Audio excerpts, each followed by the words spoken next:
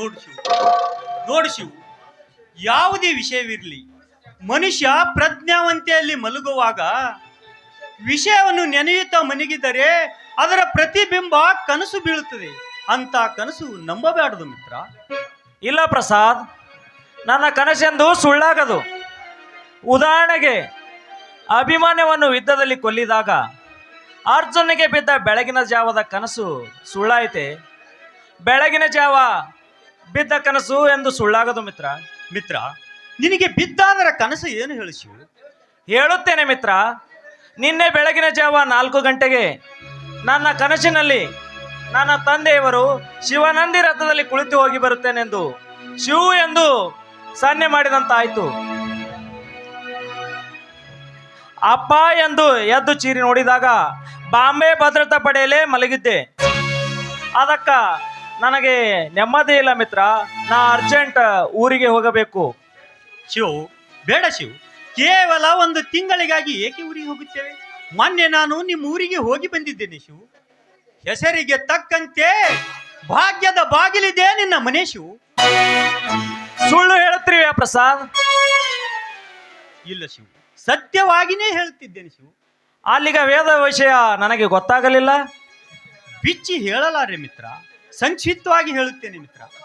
ಒಂದು ಮುಖ್ಯವಾಗಿ ಇನ್ವೆಸ್ಟಿಗೇಷನ್ಗಾಗಿ ಹೋಗಿದ್ದೇವೆ. ಬಟ್ ಹೋದ ತಕ್ಷಣ ನಿಮ್ಮ ಮನೆಯ ಅಂಗಳಿಗೆ ತಂಗುವ ಪ್ರಸಂಗವೇ ಬಂದಿತ್ತು ಮಿತ್ರ. ಹಾಗಾದರೆ ನನ್ನ ತಂದೆಯವರನ್ನು ನೋಡಿರ್ಬೇಕಲ್ಲವೇ? ಛೇ, ನೋಡುವುದಷ್ಟೇ ಇಲ್ಲ ಶಿವು, ನಿಮ್ಮ ಮನೆಯಲ್ಲಿ ನನಗೆ ಅತಿಥಿ ಸತ್ಕಾರವನ್ನು ದೊರೆಯಿತು. ನೋಡು ಶಿವು, ನಿನ್ನ ಮನೆಯ ವೈಭವ ಇದ್ದ ಹಾಗಿದೆ. ಅಂದರೆ ಏನಯ್ಯ, ಏನು ಅರಿಯದಂತೆ ಕೇಳ್ತಿಯಲ್ಲಯ್ಯ? ಮದುವೆ ಮಾಡಿಕೊಂಡು ಸಂಸಾರ ಮಾಡಬೇಕಾದ ನೀನು, ಮನೆಯಲ್ಲಿರಬೇಕಾದ ನೀನು ವೇಷರನ್ನು ಬದಲಿಸಿ ವೇಷರನ್ನು ಇಟ್ಟುಕೊಂಡಿದೆಯಲ್ಲ, ಅವರ ಫೋಟೋದಲ್ಲೂ ನಿನ್ನ ಫೋಟೋ ಕಂಡೆ ಶಿವು. ಅವಳ ಭಾವಚಿತ್ರ ಪ್ರಸಾದ್? ಹೌದು ಶಿವು, ನನ್ನ ಬೆಡ್ರೂಮಿನಲ್ಲಿ ಅವಳ ಫೋಟೋವನ್ನು ಸಿಗಿಸಿದ್ದರು. ಆವಾಗ ಅವಳ ರೂಪ, ಅವರ ಫೋಟೋದಲ್ಲಿ ನಿನ್ನ ಫೋಟೋವನ್ನು ಕಂಡೆ ಶಿವು. ತ್ರಿವೇಣಿ, ಇವನು ಹೇಳೋದು ಸತ್ಯವಿರಬಹುದೇ? ತ್ರಿವೇಣಿ ನನ್ನ ಹೆಂಡತಿ ಮಿತ್ರ. ಸತ್ಯವಾಗಿಯೂ ಶಿವು, ಅನುಮಾನ ಬಂದರೆ ನನ್ನ ಹಿಂದೆ ಬಾ, ಅವಳ ತೋರಿಸುತ್ತೇನೆ ಸೂಳೆತನವನ್ನು.